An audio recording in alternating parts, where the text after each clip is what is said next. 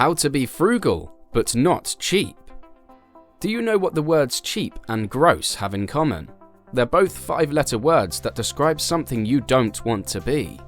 Now, frugal on the other hand, is a term I think most people should strive to be associated with, and because of this, let's dive into how you can be frugal, not cheap, and live the best financial life possible. As I alluded to a second ago, the concept of being cheap has quite the negative connotation. When people consider you to be cheap, it's really not a good thing. It means you have a scarcity mindset around money and are willing to forego any financial outlays in order to preserve the money you have. In fact, I would argue that calling someone cheap is one of the worst insults possible. And sadly, many people mistakenly use the term frugal to pass along this same judgment. Well, being frugal and being cheap are two very different things. So let me briefly go over what it actually means to possess either one of these traits and why one is more favorably viewed than the other. Let's start with being cheap. When you think of someone who's cheap, what comes to mind? Chances are you think of people who will pick up a dime off the dirty floor at the supermarket. Someone who argues with a manager over a 10-cent discount, or someone who recycles their bathwater for later in the week. Simply put, people who are cheap try to maximize how much money they keep for themselves, without any regard for the lengths they have to go to do this and the consequences they will bear, which I will get into more in a bit. Then, there's being frugal. When you're frugal, you have a keen sense of what areas of your spending provide you the most value. Actually, the best definition I've found for being frugal is spending money up until a point where spending more provides you with no excess value. Now, what's deemed as being valuable will vary from person to person. Personally, I value travel and financial freedom. As such, every single month I ensure that I'm putting money away for a future trip and contributing to my early retirement. For others, their priorities could revolve around always having the latest phone or outfit. Besides knowing what brings you value, you should also know what doesn't. For me, having a car doesn't add a ton of value because I work from home and hate the idea of having to deal with repairs and maintenance when required. Similarly, I don't care about updating my wardrobe every season because I'm more than happy getting by with the staples I have. As you're probably starting to notice, being frugal doesn't mean you completely restrict your spending. It means you're spending only on what you deem to be worth your hard-earned cash. And this is primarily where frugal and cheap people differ. Comment below and let me know if you consider yourself to be more of a cheap or frugal person. Now, to be clear, I'm not saying that people who are cheap don't have a good reason for trying to limit their spending. The cost of living has skyrocketed in the past couple of years, and it's true that every dollar counts. However, in my opinion, being overly cheap isn't the approach you should be taking, unless you are literally down to your last few pennies. And here's why. Being cheap can have quite noticeable consequences in all areas of your life. For instance, I can't even count the number of times my friends have met up with a wonderful girl on a date, but cheaped out on the bill and lost their chances with a potentially amazing partner.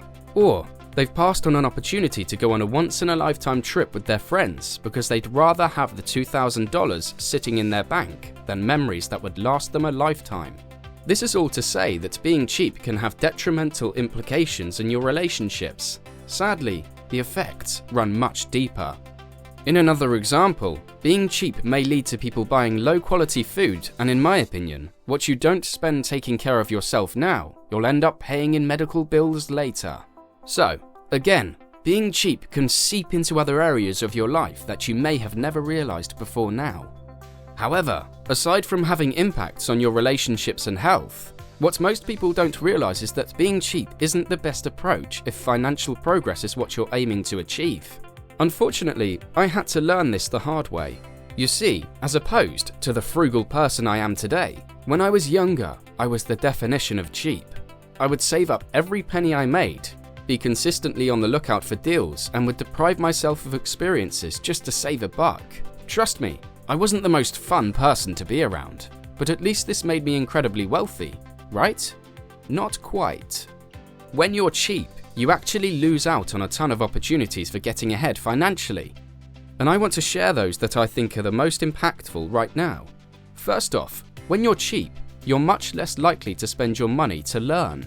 Sure, You may borrow books from the library from time to time, which is great, but often we need to spend money to acquire the skills that will help us take our incomes to the next level. Case in point, we have college. You trade time and money to acquire a set of skills you hope the job market will pay you handsomely for. Well, the need to pay to learn extends beyond school walls. In today's world of business, you need to be consistently learning new skills, and often this comes with a price tag. Taking an online course, buying someone's book, or paying for one-on-one coaching may be required to get ahead, but if you're cheap, you may forego the benefits that stem from these opportunities. Another example where being cheap holds you back relates to investing. Now, some cheap people are more than okay investing their money into stocks, real estate, and the like. However, what I've noticed is that others aren't, given that they struggle with having a scarcity mindset. When you lack confidence in your ability to make more money in the future, it can be tough to put into the market and risk short-term fluctuations. However, what's your alternative? Stashing it in the bank? Doing so will ensure you continuously lose money to inflation and will make retiring basically an impossibility. But there's more than one downfall that cheap people succumb to, and it relates to the most valuable asset of them all, which is time. If you study the world's richest people, or even millionaires you know, you'll notice that they are very particular in how they manage their time. Often, they outsource a lot of their routine tasks to free up time to undertake more value-added activities. For instance, they will pay to have their lawn cared for or to have their house cleaned.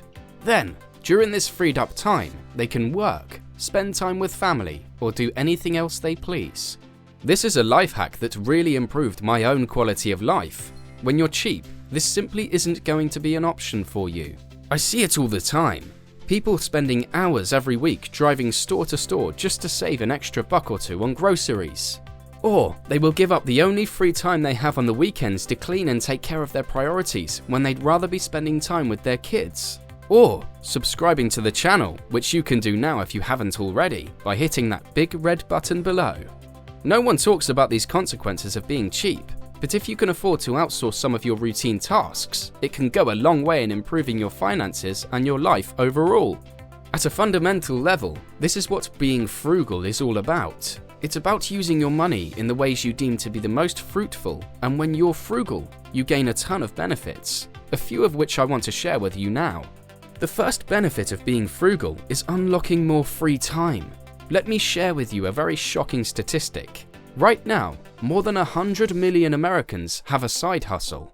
Sure, it's great to hear that people are proactively going out and earning more money, but in many cases, this is because they have to do it and not because they want to. A 2021 Willis Tower Watson report showed that the average raise in the US in 2021 was just 2.8%. If you've gone to the grocery store or filled up your gas tank lately, then you'll know that a 2.8% raise isn't going to get you anywhere close to where you need to be to keep up with rising expenses. As such, people are opting to use what free time they have to work more in order to keep up. So, what does this have to do with being frugal? Everything. When you're frugal, you limit how much unnecessary spending you incur, and for many people with average salaries, this allows them to still meet their needs without having to pick up a side hustle to make up the difference. Now, don't get me wrong, I think everyone should be building multiple streams of income because in my eyes, one is none, especially in the volatile job market we live in today. However, needing to work copious amounts of extra hours and doing so just to get ahead are two different things. So when you're frugal, you can work at will, and that's a level of freedom I think a lot of people strive to have. Next, there's the benefit of having less stress. Let me ask you this, if you were to lose your job tomorrow, which situation would cause you more stress? Having monthly costs of $5,000 a month or $1,000 a month? Obviously the former. Well, when you're frugal, you generally tend to have less core expenses to cover every month, and as such, it's easier to manage an interruption in your income, especially if you've been using your excess cash to build an adequate emergency fund. Finally, there's the benefit of retiring sooner.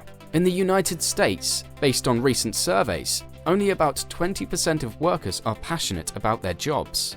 This means that most people in the workforce are counting down the days until retirement. Fortunately, many of them could speed up their path to early retirement by being frugal. If you live frugally, you can manage on $40,000 a year. Based on the 4% rule, you could retire with just $1 million.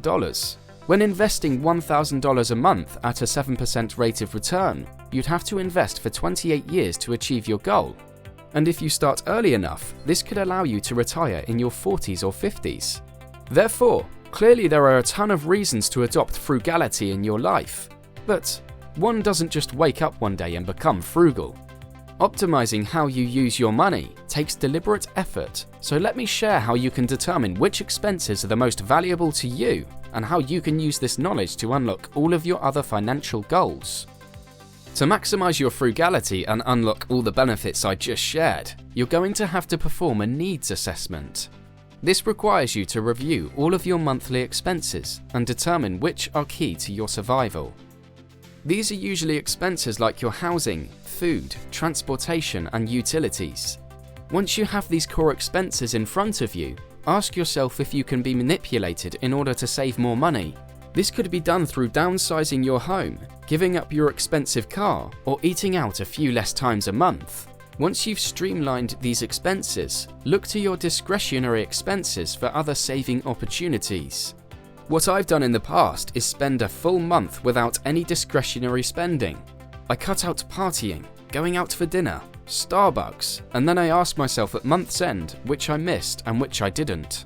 Those I didn't are cut going forward, and those I miss are added back in moderation. Doing this simple exercise can save you hundreds, if not thousands of dollars a month, allowing you to then redirect that money towards the areas of your finances that mean the most to you. For me, this allows me to direct more money towards my retirement contributions and travel. For you, this could be having more money to spend on your kids. The point is that when you're frugal, you're spending money where it's best used. Unlike when you're cheap, where you're never spending it at all. Always remember that money is a tool, and tools are meant to be used. And when you're frugal, you'll be using those tools in the best ways possible, especially if you adopt the 3 frugal habits I share in this next video that have made me a ton of money. So click on over and let's get started.